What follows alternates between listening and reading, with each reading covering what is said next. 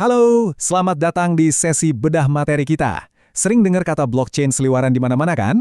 Mungkin buat sebagian orang, istilah ini kedengaran lumayan bikin pusing dengan segala teknisnya. Tapi tenang aja, hari ini kita bakal bongkar tuntas konsep ini dari nol. Nggak pakai jargon yang ribet, kita cuma bakal ngebedah cara kerjanya dengan bahasa yang sesederhana mungkin. Yuk kita mulai. Pernah kepikiran nggak sih, bisakah kita mencatat transaksi dengan jujur tanpa ada satupun pengawas di atas kita?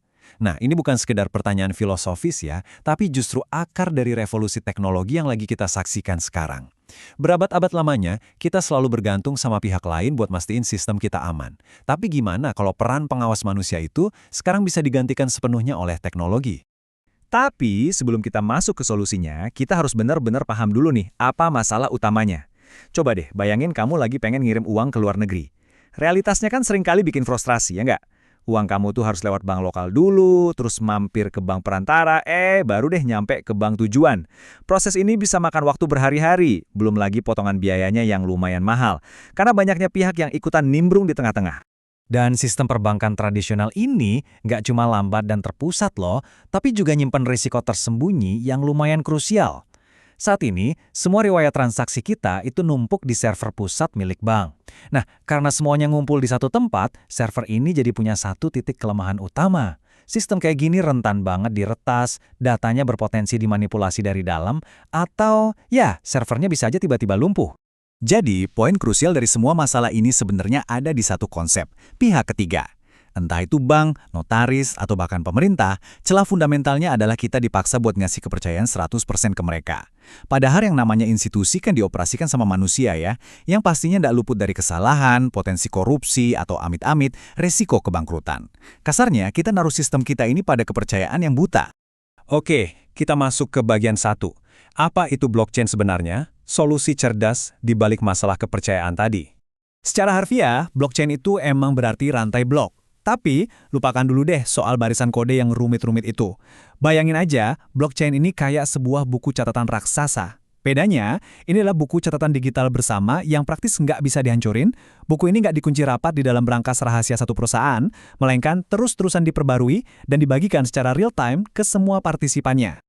Nah, buku catatan raksasa ini tuh berdiri kokoh di atas 4 pilar utama. Pertama, terdistribusi. Artinya, salinannya ada di jutaan komputer di waktu yang bersamaan. Kedua, terhubung. Setiap halaman baru itu terkunci rapat sama halaman sebelumnya pakai sistem kriptografi yang rumit. Ketiga, permanen. Sekali datanya kecatat, udah nggak bisa diedit lagi.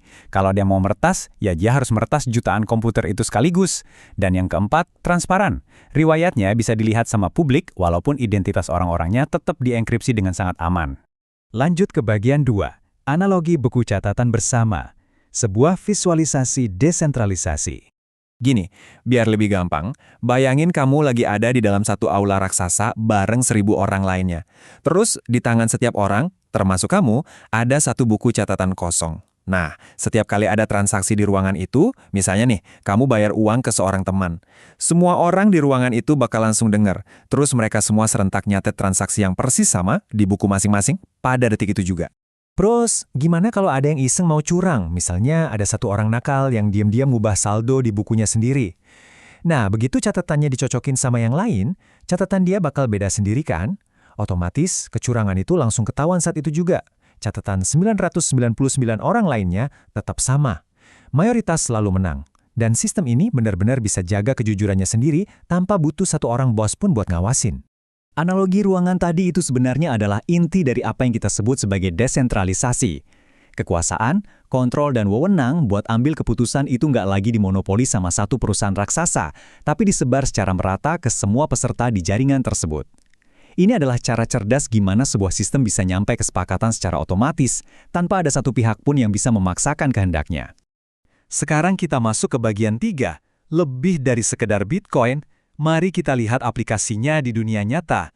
Banyak yang mikir teknologi ini cuma soal kripto, padahal dampaknya jauh lebih luas dari itu. Di sektor keuangan, kita bisa transfer uang antar negara tanpa perlu perantara.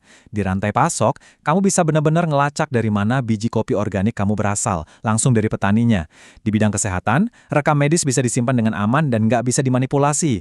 Belum lagi soal sistem voting digital yang anti kecurangan, aset NFT buat verifikasi keaslian karya, sampai kontrak pintar atau smart contracts yang bisa mengeksekusi perjanjian secara otomatis tanpa butuh notaris. Benar-benar ngubah keadaan kan? Lalu di bagian 4, kelebihan dan keterbatasan teknologi, sebuah pandangan yang objektif. Tentu aja, kita harus tetap ngelihat teknologi ini secara objektif. Kelebihannya emang luar biasa banget ya. Ada transparansi mutlak, desentralisasi, dan keamanan yang super ketat. Tapi keterbatasannya juga nyata dan nggak bisa kita abaikan. Sistem kayak Bitcoin itu butuh konsumsi energi listrik yang sangat masif. Terus kecepatan pemrosesan transaksinya secara umum masih lumayan lebih lambat kalau dibandingin sama server terpusat. Dan karena sifatnya yang lintas batas, regulasi hukumnya di banyak negara juga masih abu-abu banget. Tapi terlepas dari semua tantangannya, teknologi ini tuh ibarat internet di awal tahun 90-an. Potensinya baru kegores sedikit aja. Dan inilah janji besar dari Web3. Ngebangun fondasi internet generasi baru yang dibuat sangat bagus, jauh lebih adil, di mana transparansi itu jadi aturan main dasarnya dan sistemnya mustahil buat dimonopoli. Jadi, ini bukan cuma sekedar soal uang digital aja. Ini benar-benar soal masa depan otonomi data kita semua. Nah, setelah ngebedah materi ini, pertanyaan buat kamu. Dari semua inovasi yang udah kita bahas tadi, aplikasi blockchain mana sih yang menurutmu paling menarik? Apa transparansi soal rantai pasok makanan, keamanan rekam medis, atau mungkin keadilan buat sistem voting digital? Coba deh direnungin karena masa depan dari teknologi ini bakal sangat bergantung sama gimana kita memilih buat nerapinnya. Terima kasih udah ngikutin sesi bedah materi kita hari ini, dan sampai jumpa!